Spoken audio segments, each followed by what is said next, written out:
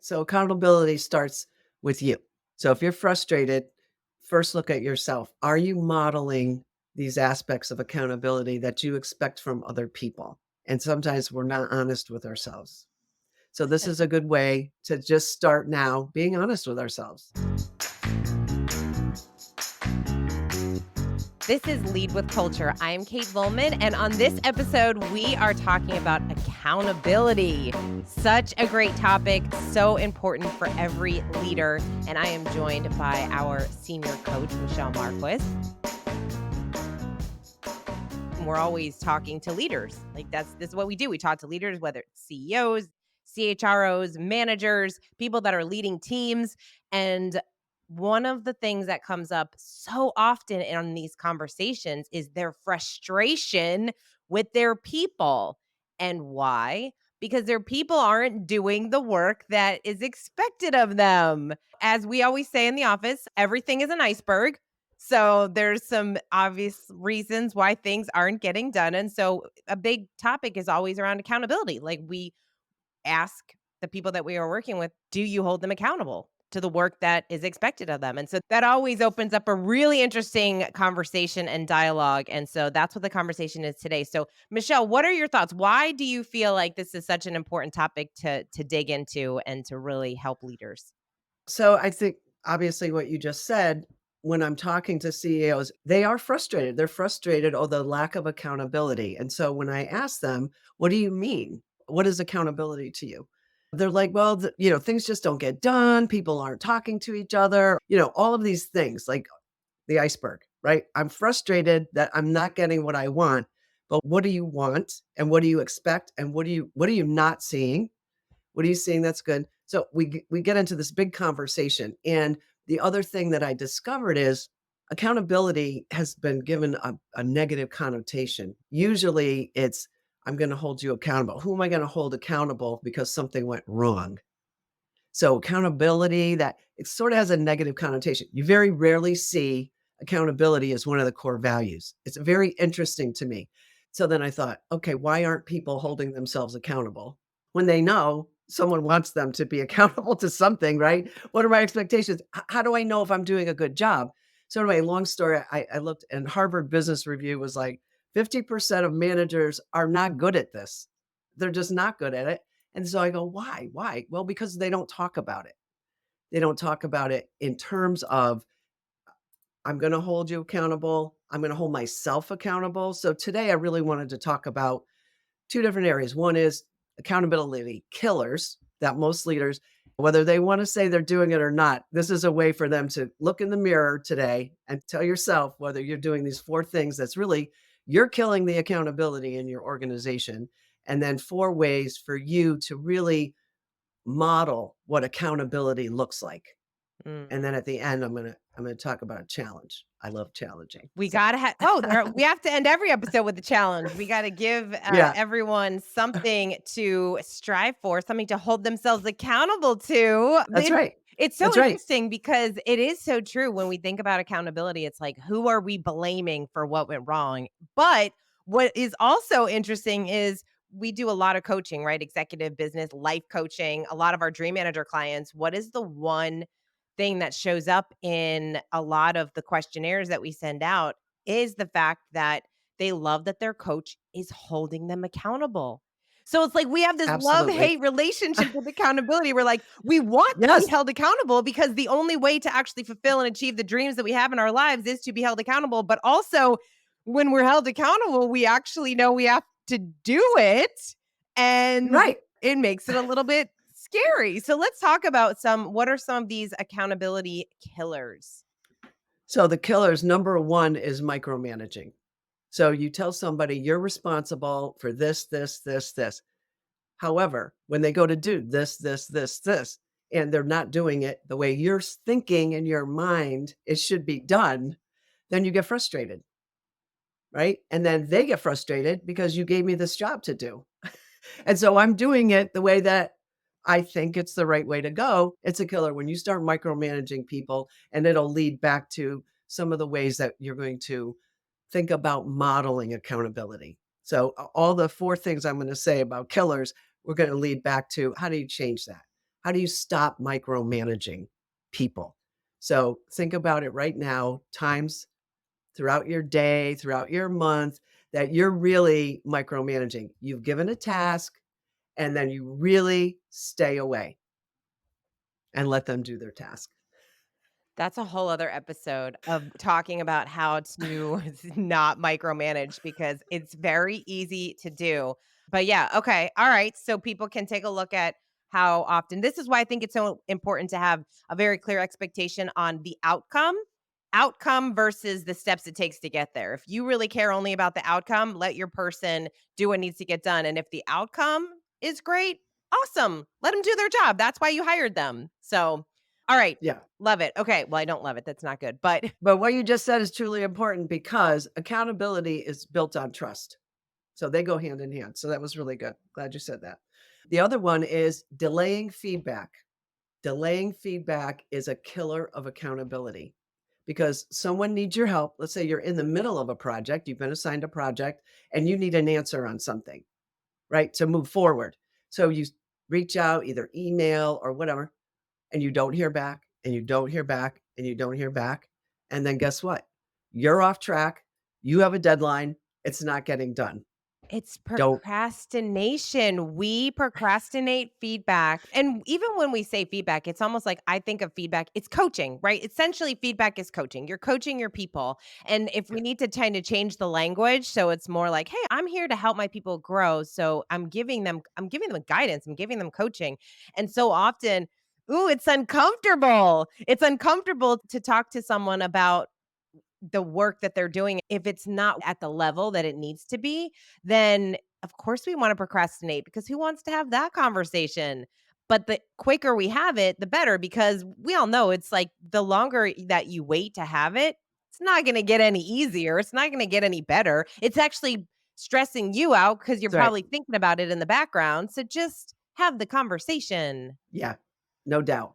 All right. So the third one is dismissing complaints or concerns. So this is subtle because, listen, I know that there's Debbie Downers out there who are always complaining about something, but there may be something in what they're saying that you should pay attention to. So be careful not to just dismiss complaining or concerns from all your people because there may be golden nuggets in there. And sometimes there's actually a common thread that may be happening as well. So, So what's a beware. good exercise, Michelle? What's something that a leader can do today if they are maybe being approached by some of their people on some of these complaints so that you can actually discern what are people complaining about versus like what do I really need to take a look at because it might keep showing up and there's something to really dig into and have a deeper conversation. So I would say the first thing is to really make note of it and then have the conversation with the person. Why is this a complaint? Learn more about what's underlying the concern or the complaint, and then give them some kind of feedback about it. So it gets back to don't delay feedback. If you hear a complaint or a concern, you have to address it so that you understand it. And maybe it's just a little thing that they just didn't know about. Like, here's a reason why this is happening that's causing this. Because people sometimes they make up their own ideas of what's going on if they don't know. So it just gives you another opportunity to communicate with them, Yeah. to let them know the bigger picture because they may not just understand why this certain thing is happening. I think this is such a huge one because it really does just open the door to having really beneficial conversations with your team. It shows your team that you actually care. I think some leaders we think, well, there's nothing we can do about this, right? If their complaints are something that there's nothing that we really can change or quote unquote fix, we can have a conversation around the why and around what's really bothering you. Like sometimes the real issue for someone isn't actually what's being presented to you. It's got much Exactly. rooted issue. And so if you can actually, if your people know that if they come to you with a challenge, you don't just brush it under the rug, then they are going to have these conversations with you, which is a beautiful thing. Otherwise, we've all seen organizations where they say, Why do they even do these interviews? Why do they even do these surveys? Nothing happens. And so we don't want to be in that place where we're just sending out surveys to send them out and we're getting feedback and nothing's happening. But it's really just the communication of, hey, we hear you, we get it, but let's have a deeper understanding of like what this could potentially look like and how we can move forward. And that's, good for all parties involved. And it doesn't mean that every single thing that your team comes up with and asks for that you're going to bend over backwards and change. That's Oh, not the no. point. No, The point is to just no. open up a dialogue and you're going to learn a lot about your people, about Oh, what's important to them, about what really is going to help them do their best work. And sometimes those difficult conversations can be the most fruitful, rich conversations that transform your relationship with your people and the culture of the organization. no doubt. That's always been a part when I was in the corporate world. Part of my organizational development process, if I went to a new organization, I would have I called it a blocks session. So, what gets in the way of you doing your job? And I would just listen and I would verbatim write down what they were saying. And then at the end, when I met with everybody, I typed it all out and I went through every single one with everybody, even if it wasn't your concern or your complaint.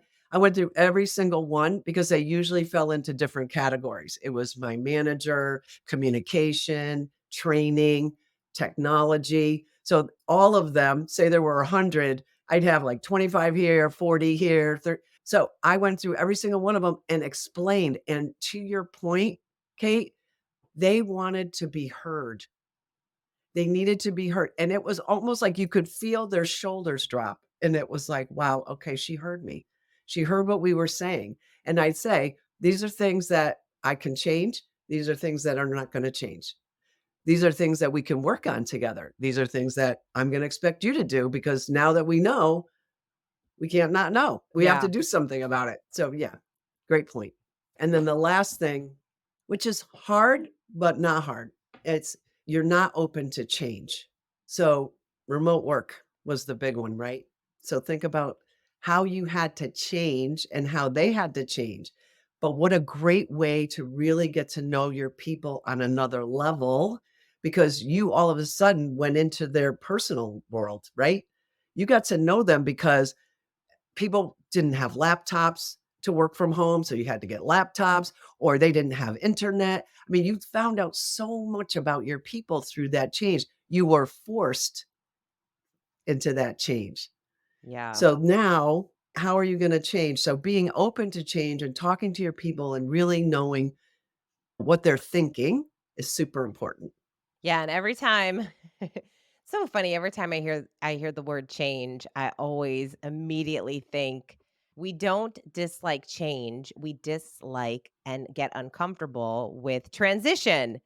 That's what we talk about Right. a lot of the times with our clients, so it's the same thing, and the remote work, what was interesting about remote work is that there wasn't a lot of time for that quote unquote transition. It happened No. immediately, right? It was like, "Hey, we're shut down and you're working from home," and all of a sudden people thought it was, "Oh, we'll be back in 2 weeks." Nope, it is, like, shut down for a year or 2 years or whatever it was. So Yeah. interesting, people don't have the time, and so I think that is just a lesson in life in general, right? Like, to be able to be a little bit, malleable and be able to be flexible in the world because business is transition, life is transition. We're never not in a state of transition, and the people that get really comfortable with that and with change. And also, I find it so interesting how we're working with so many different kinds of people, all different ages, all different backgrounds. And so, being open to understanding other cultures and other people's mindsets. We all see the world through our own lens, and we've got to recognize that as leaders that all of our people are coming that way too. And so we get to all learn. Some of my favorite leaders that I've ever worked with have loved working with as diverse group of people as possible because we all felt like we got to learn and grow with each other. Like Yeah. that's always really exciting, right? Because everyone's got their own superpower, and when you get to learn and grow with each other. Awesome. So those are the 4 Okay. killers of accountability. So we know what not to do and how to improve, and then for now we have to head on to, okay, I wanna get better at accountability. What does that look like? What are some of those things, some of those ways that I can model someone who excels at accountability? That's right. So accountability starts with you. So if you're frustrated, first look at yourself. Are you modeling these aspects of accountability that you expect from other people? And sometimes we're not honest with ourselves. So this is a good way to just start now being honest with ourselves. So the first thing is do what you say you're going to do. That sounds so simple. However, sometimes as a leader, you get excited and someone else might be excited and you'll say, "Oh yeah, we should do that. We're going to do that." Because people listen to every word you say as a leader. They're watching every move you make, listening to every word you say. So if you especially if you're an extrovert, extroverts tend to think out loud, right? So if you say Mhm. something, you don't really mean tomorrow. You mean like someday, but you're saying it and people are like, "Oh, well, we're gonna have these new healthcare benefits because Michelle said it," and you don't do it, that's not good. So do what you say you're gonna do. So be mindful of your words and what you say you're gonna do, especially you extroverts who tend to think out loud and get excited, and if you're really passionate, be careful.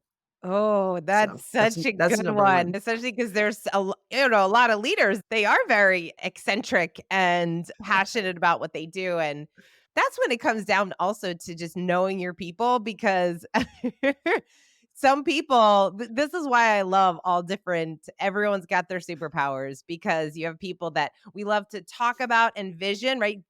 Leaders are Yeah. visionaries. They don't really necessarily like to get into the details of it all. So when they're talking, they're like, look at what No. we're building. And the poor people that are actually doing all the work, they're like, wait a second.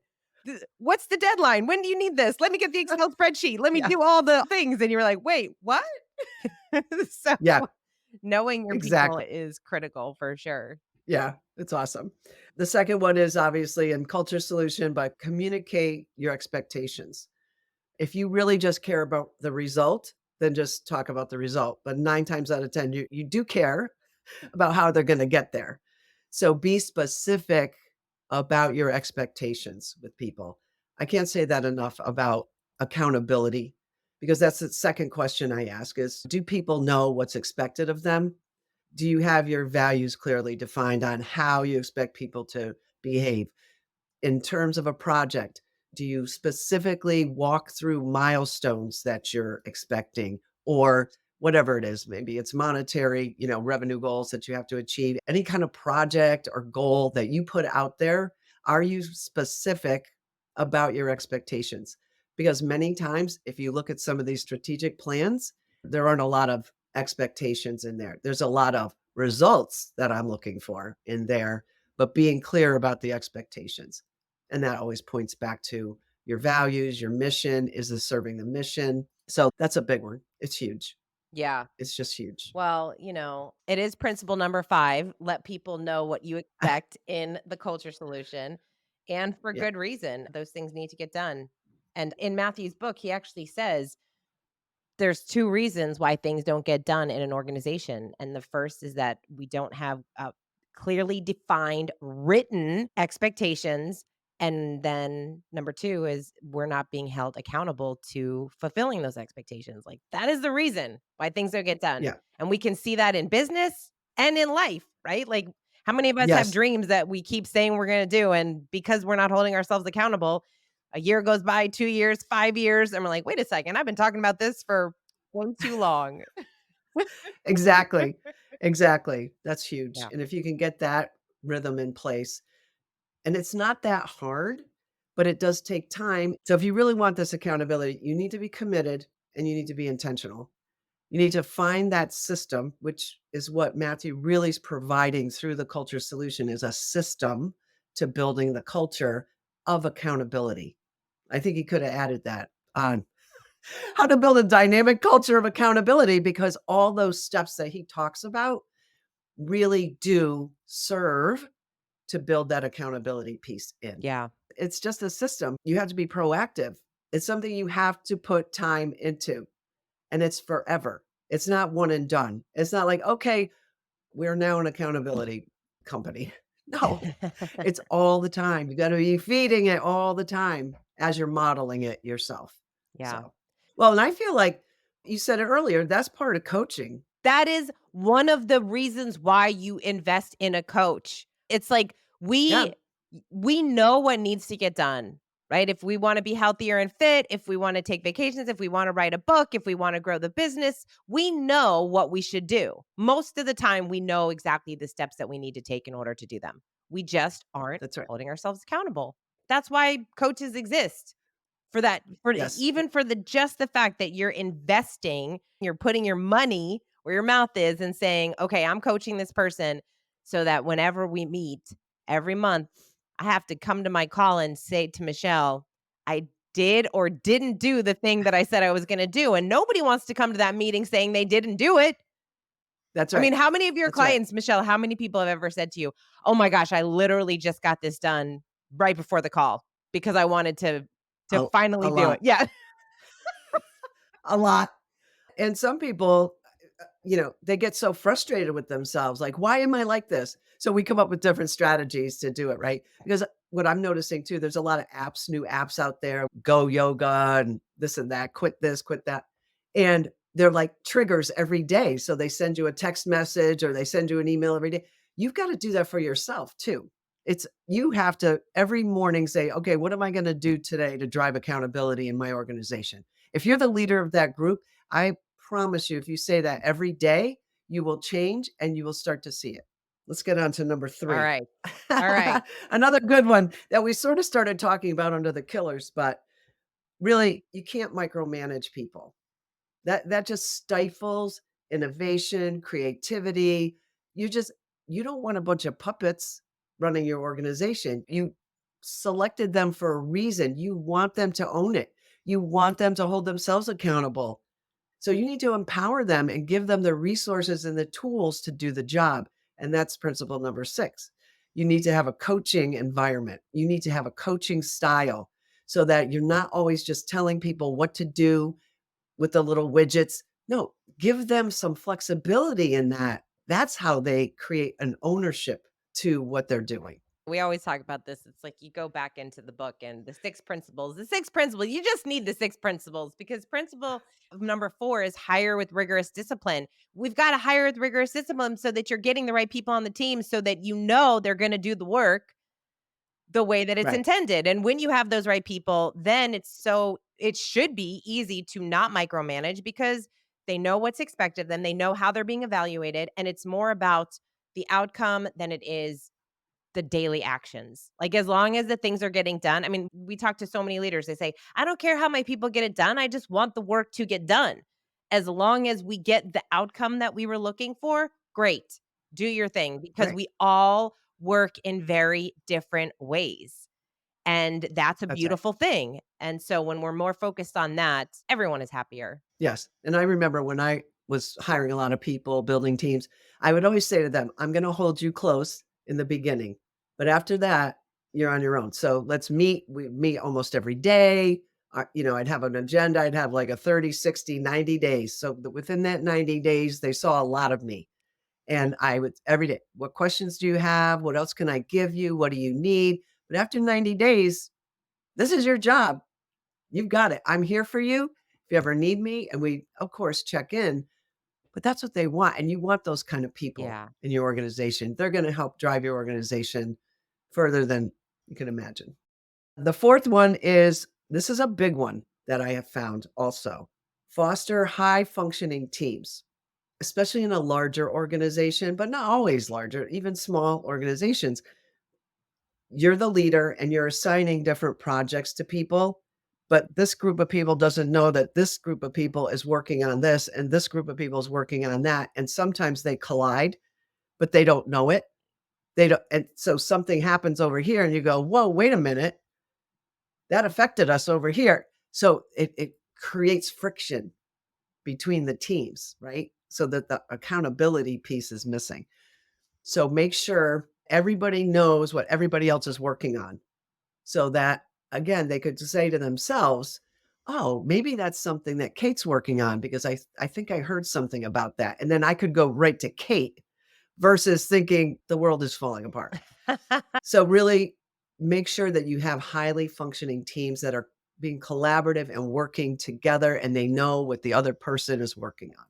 Yeah, this goes to principle number 3, over communicate the plan. And that first step is having a plan. So when we have a strategic plan, even if that plan is a couple pages, just so everybody knows what we're working towards. I mean, that's what's such a beautiful thing when we get to work with teams, especially when you get to bigger teams where there's hundreds of people and people are kind of working on those different projects. When we know, hey, we're building this together, we have this vision of what we're building together, and these are the departments and what each of them are working on.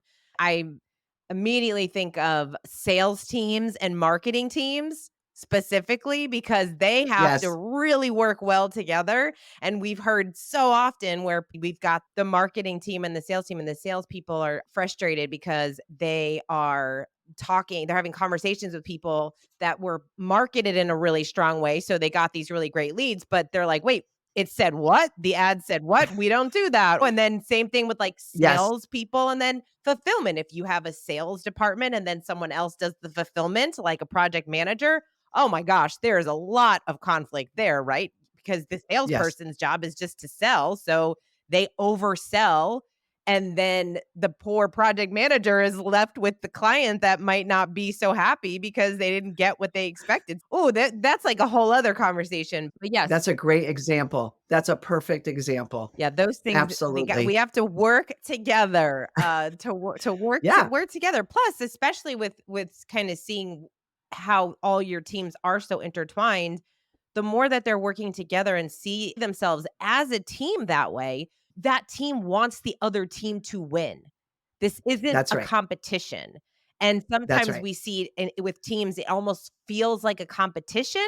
And if it feels like a competition, that means somewhere in the leadership that's kind of being portrayed like that's what people are showing up. And so being held accountable, everyone needs to be held accountable. When I think of accountability too, I always think about Jocko Willink and his book Extreme Ownership, and how he Mm, always talks about there's no such thing as bad teams, only bad leaders. And I'm like, mm. oh, that's so good, so Yes. good. Yeah, absolutely. No, it's powerful. So those are the 4 things to model. I mean, there's many other things, but those are the 4 I picked Yeah. as the top things to start modeling accountability. Awesome. I love it. Well, I hope that everyone listening is kind of thinking about how they are leading their people, how they are having different conversations. And hopefully something in this episode resonated with you in some way to really encourage you to even look at your own accountability and some of the things that you are doing throughout your day, whether it's personally or professionally. And Michelle, I know you have a fun activity. So we always like to give a challenge to people before the end of the episode. So what is the challenge today? So just in ending, just quick reminder, this must be genuine and authentic.